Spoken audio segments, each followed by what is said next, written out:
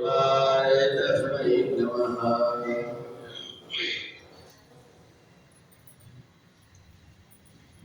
आठवें अध्याय में अक्षर ब्रह्म योग का वर्णन है। यदक्षरम वेद विदो वदन्ति विसन्ति यद्यत् योगिनरागा यदि छन्दो ब्रह्मचर्यं चरन्ति तत्ते पदम संग्रहेण प्रवक्ष्ये। भगवान कहते हैं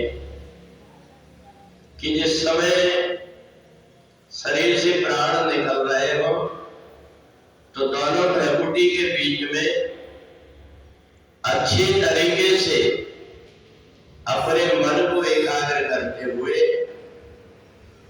जो परमात्मा का ध्यान करते हुए शरीर को त्यागता है उस व्यक्ति को परमात्मा में ही जाकर के मिल जाता है। मृत्यु के समय कई प्रकार की वेदनाएं होती हैं। अगर संसार मोह में फंसा हुआ है तो मरते समय उन लोगों की याद आती है जो अपने निकट।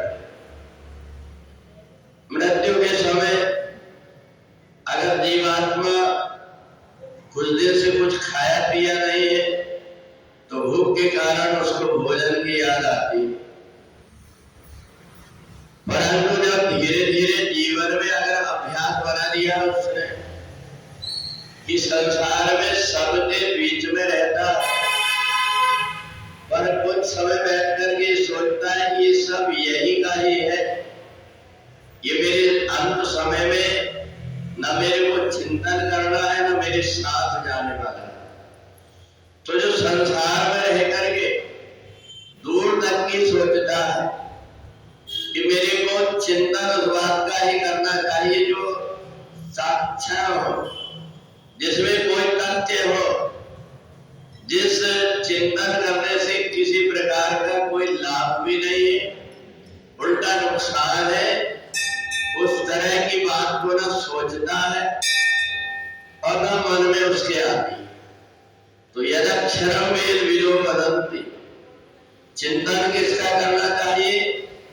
वेद कहते हैं कि जो अपने मरने के बाद में भी अपना साथ देता वो है ब्रह्म।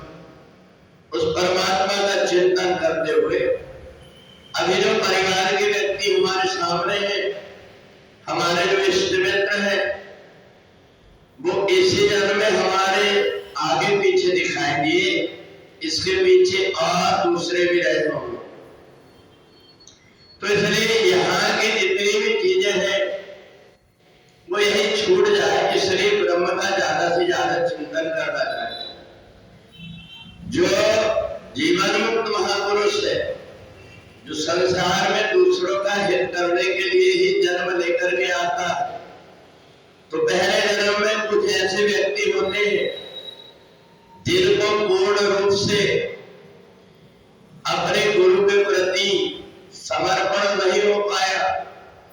वो जन्म में फिर से उनके नजदीक किसी न किसी रूप में आ जाते और यहाँ आकर के उनका चिंतन उनके सानिध्य में रह करके अपनी मुक्ति प्राप्त कर लेते। तो इसलिए जो जीवन मुक्त महापुरुष है उनके आसपास अगर कोई आ गया है तो समझ लो उनका पूर्व जन्म का कोई नाता बना हुआ है, इसके कारण वो सत्संग में जुड़ जाता है, उनके नजदीक पहुंच जाता है और उनके बताए हुए मार्ग में चल करके अपना आत्मोद्धार कर लेता है। ब्रह्म को हर कोई जान नहीं पाता, परंतु जिसने ब्रह्म को जान लिया है उसके नजदीक रहने से हमें वो ब्रह्म की अनुभूति करा देता है। अपने योग बल से, अपनी साधना और तपस्या से उस व्यक्ति की दुर्गति नहीं होने देता जो उसके आसपास आया हुआ है। शरीर के कष्ट हर व्यक्ति को भोगना पड़ता है।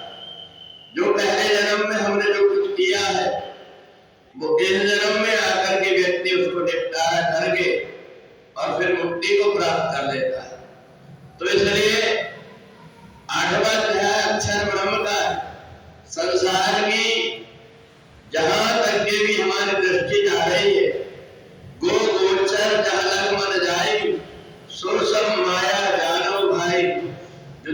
दे रहा है, वो एक न एक दिन नष्ट होने वाला है।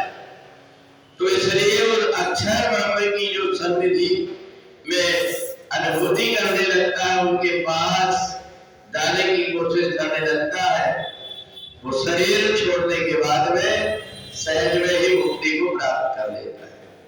बोले वृंदावन बिहारी लाल